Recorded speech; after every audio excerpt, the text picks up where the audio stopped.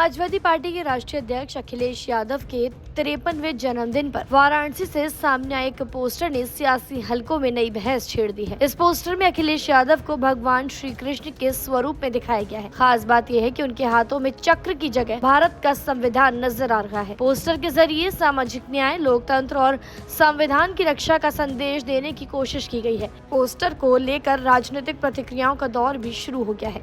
अखिलेश यादव के जन्मदिन के मौके पर समाजवादी पार्टी के कार्यकर्ताओं ने वाराणसी में विशेष कार्यक्रम आयोजित किए। हवन पूजा की गई, केक काटा गया और मिठाइयां बांटकर उनके स्वस्थ और दीर्घायु जीवन की कामना की गई। कार्यकर्ताओं ने साल 2027 के उत्तर प्रदेश विधानसभा चुनाव में समाजवादी पार्टी की सत्ता में वापसी की भी प्रार्थना की।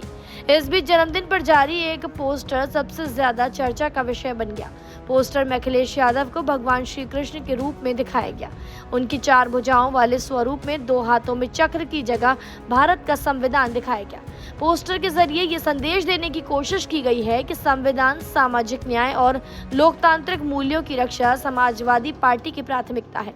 समाजवादी पार्टी के नेताओं का कहना है कि ये पोस्टर किसी व्यक्ति विशेष की पूजा या महिमा मंडन के लिए नहीं बनाया गया, बल्कि संविधान और जनहित के प्रति प्रतिबद्धता को प्रतीकात्मक रूप से दर्शाने का प्रयास है। पार्टी नेता अजय फौजी का कहना है कि जिस तरह भगवान श्री कृष्ण ने अन्याय और अधर्म के खिलाफ संघर्ष किया था, उसी तरह आज लोकतांत्रिक अधिकारों और जनता के हितों की रक्षा के लिए संघर्ष का संदेश इस पोस्टर के जरिए दिया गया है। हालांकि इस पोस्टर ने राजनीतिक गलियारों में नई बहस को जन्म दे दिया है। राजनीतिक विश्लेषकों का मानना है कि हाल ही के सालों में नेताओं को धार्मिक और पौराणिक प्रतीकों के साथ जोड़कर पेश करने का चलन लगातार बढ़ा है। इससे पहले भी विभिन्न दलों के नेताओं को अलग अलग धार्मिक स्वरूपों में दिखाने वाले पोस्टर चर्चा का विषय बन चुके हैं। अब अखिलेश यादव का श्री कृष्ण स्वरूप वाला ये पोस्टर भी उसी कड़ी में देखा जा रहा है।